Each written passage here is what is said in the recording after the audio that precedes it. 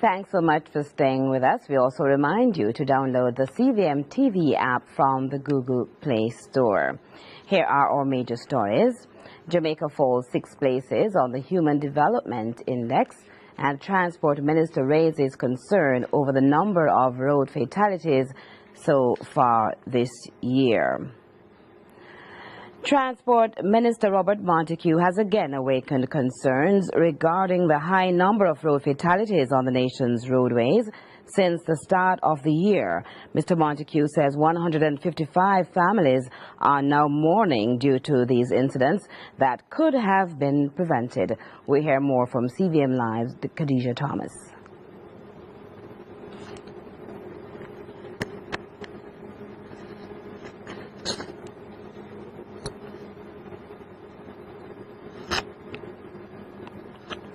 Montague says drivers must stay in their lanes to save lives.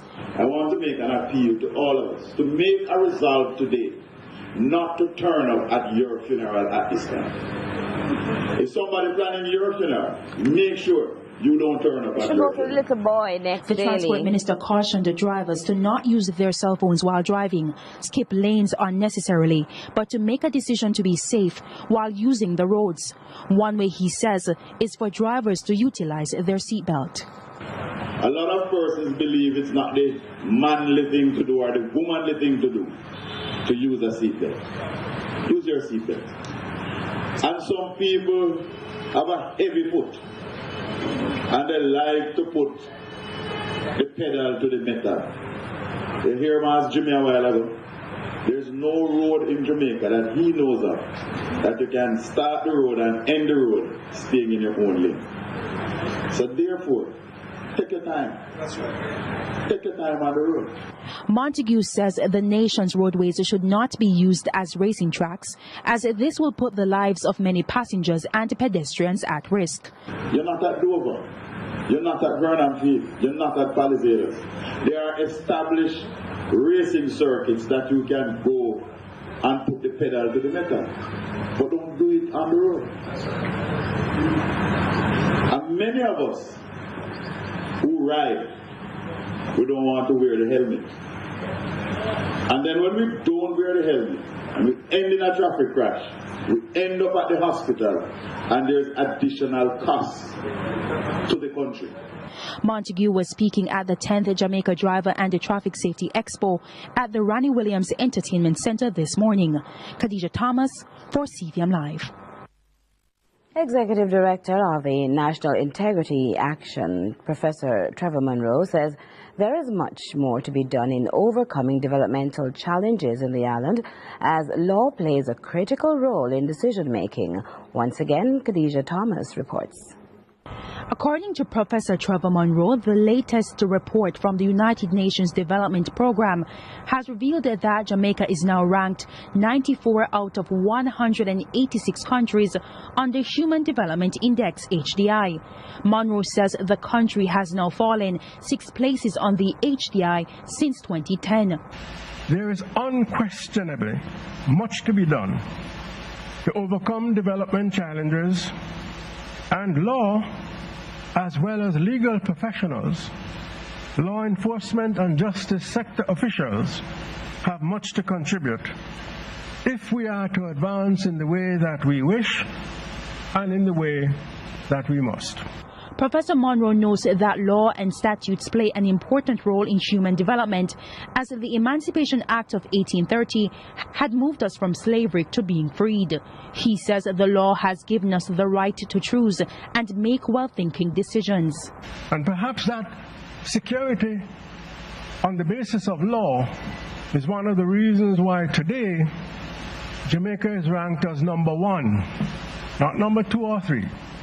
Number 1 in the world in terms of women occupying senior management positions. Speaking at the University of the West Indies Faculty of Law 4th Annual Symposium on Development as the World Turns, So Must the Law, Professor Monroe adds that it is clear that law has played a critical role in advancing our development. None of these milestones shall be sustained in the way that they were anticipated unless we remain vigilant unless they are defended and maintained by those committed to uphold the law and to ensure that the advances made by our people are not undermined by partisan interests or minority self-interests. Khadija Thomas for CVM Live. In this update now, investigations are still ongoing into the circumstances surrounding the death of 10-year-old Javon Elliott Owen on the Gregory Park Main Road in Portmore, St. Catherine yesterday. Reports from the Caymanas police indicate that around 7:50 in the morning, young Elliott was on the Jamaica Urban Transit JUTC bus when it's alleged that he fell from the rear door and was run over by the bus. The police were summoned and he was taken to hospital where he was pronounced dead. Now, the JUTC driver has been warned for prosecution. The JUTC has since acknowledged that the incident in a release stating that the circumstances leading up to how the incident happened remain unclear, but investigators are probing that tragic incident. Agriculture Minister Audley Shaw says hotels will soon have to use more local produce. As CVM Live's Vaughan Thorpe reports, the minister says this is to minimize the rate of glut in the domestic agriculture sector. The hotels on the North Coast, the very thing that we have got on right now, they have flown them in planes coming in with the tourists to feed the tourists. The Agriculture Minister is again highlighting the need for Jamaicans to put idle lands into productive use, as there is a troubling reality, as food imports to hotels are at a staggering 60%. The Minister was emphatic in his call to have the matter addressed. That is one thing I can tell you, that's on my radar. That has got to change. Once we ramp up production, what do we do with what we produce? We can't then produce and then we start to bawl and say, Lord, we don't have no market. We have a glut. In highlighting other countries that have had successes in minimizing food imports, Shaw says he hopes Jamaica will get there soon. In other countries like the Dominican Republic and Costa Rica, they have carved out an arrangement. Yes, bring the hotel, but purchase from us locally. Well, if they can do it, we can do it too. We must have the courage. Shaw was speaking at the launch of the 66th Denby Agricultural, Industrial and Food Show in Maypen, Clarendon. Vaughan Thorpe, CVM Live. This is their day. 22 domestic workers standing and dancing to one beat with the Minister of Culture, Gender, Entertainment and Sport, Babsy Grange, and former Prime Minister Portia Simpson-Miller. All across the world, the growing movement to assert the rights of domestic workers as a workforce took center stage this June 16 in observance of International Domestic Workers' Day under the theme Uniting for Domestic Workers' Rights. Now, did you know that an estimated 67.1 million people are believed to be employed in domestic work around the globe? Most are women who cook, clean and care for children, the elderly and entire households in general 24/7. Now, despite carrying out these chores in private spaces, there are concerns about the legal protections of these workers, some of whom are subjected to exploitation and abuse of all forms. Minister Grange says domestic workers have moved from a dark place way up the scale of life to be observing International Domestic Day. International Domestic Workers' Day, as part of the global calendar of celebrations, puts the spotlight on a group of people who hitherto and for many years were literally downtrodden. Their situation around the world is by no means perfect now, but in many countries they have come a far way, Jamaica included. Ladies and gentlemen, Jamaica has come, as we would say in Jamaican parlance, a long way. Happily, very happily, gone are the days when the treatment of domestic workers in many instances bordered on slave labor, and when we spoke derogatively describing the domestic worker as the maid or the yard boy. Discussions taking place is the fact that domestic work is still one of the most undervalued and least regulated forms of employment.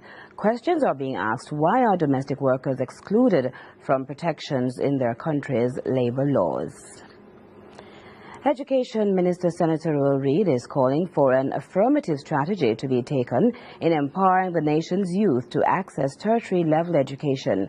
This, he says, will lead to an empowered individual and a better society. Khadija Thomas reports. With only 18% of Jamaica's youth currently enrolled in tertiary institutions, compared to 80% in developed nations, the country's education minister says students should not be prevented from accessing opportunities which are available to them. You have a population of mostly poor people. You have to have an affirmative strategy that takes on the cost to empower those persons. Senator Will Reid maintains that we must integrate technical and traditional education, which will lead to further transformation within the educational sector. Even with the current system of the traditional 5 years of high school, what has been the outcome? So say I have done a longitudinal study over many years. We are stuck at 30% of our students achieve the desired qualification at the end of 5 years.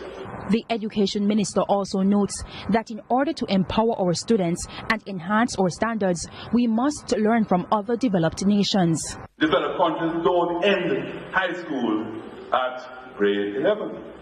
But the model is Finland, which is the best system yet. So therefore, should I benchmark against Finland or a lower standard? Education Minister Will Reid was speaking at the regional back-to-school meeting for Regions 1, 2 and 6. Khadija Thomas for CVM Live.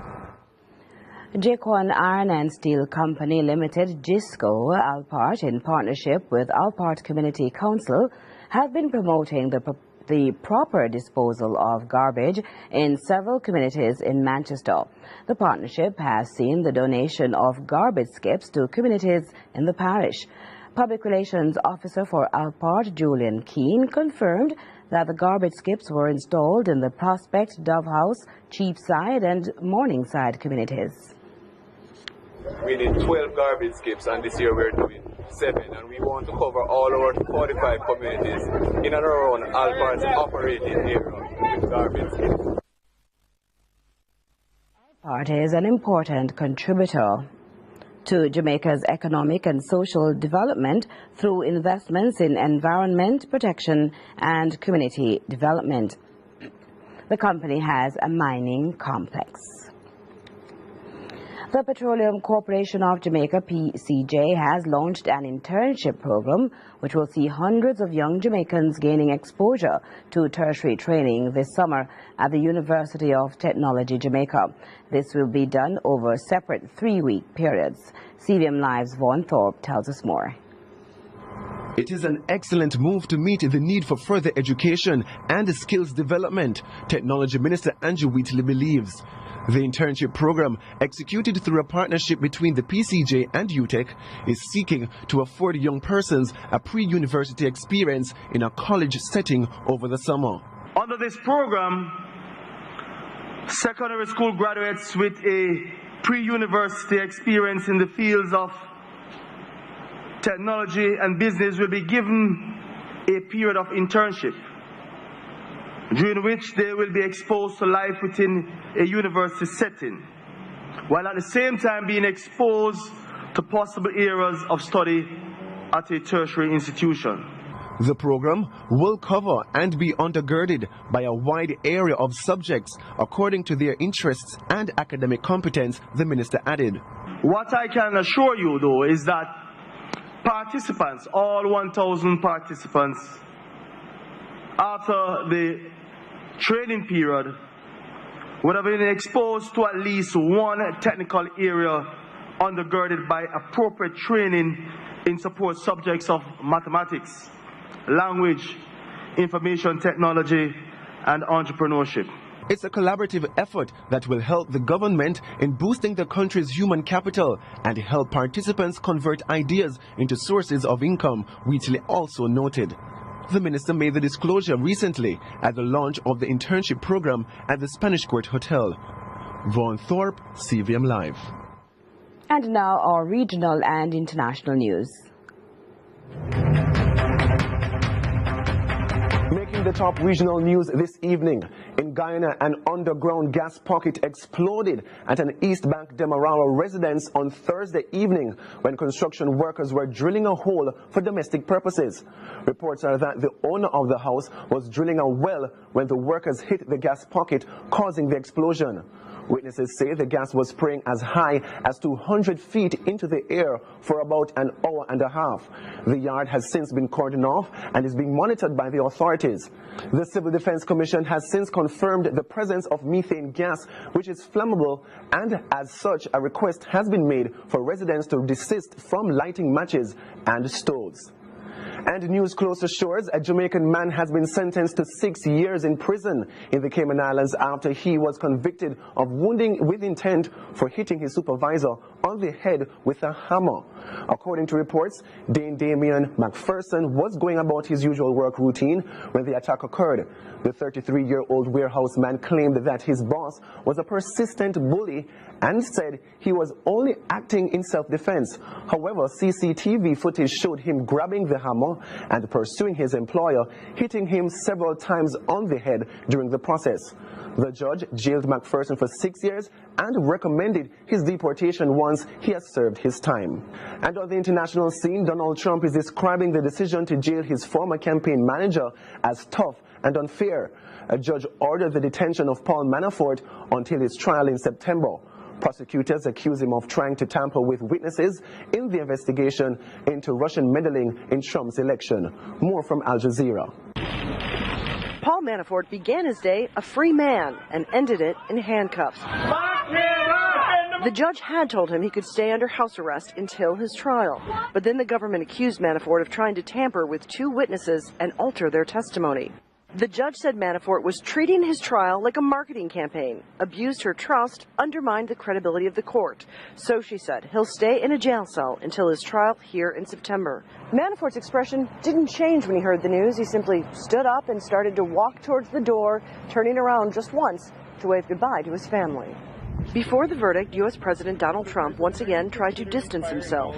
He worked for me, for 49 days or something? A very short period of time. That is not true. Manafort actually worked for the Trump campaign for almost 5 months. At one point, he ran it. Manafort was clearly going to fight the charges against him. Now he'll be under increased pressure to cooperate with investigators to avoid potentially spending the rest of his life in jail. He is a man who has lived a life of luxury for decades, now discovering the harsh reality of life behind bars. And that's it for regional and international news. I am Vaughn Thorpe. Good evening.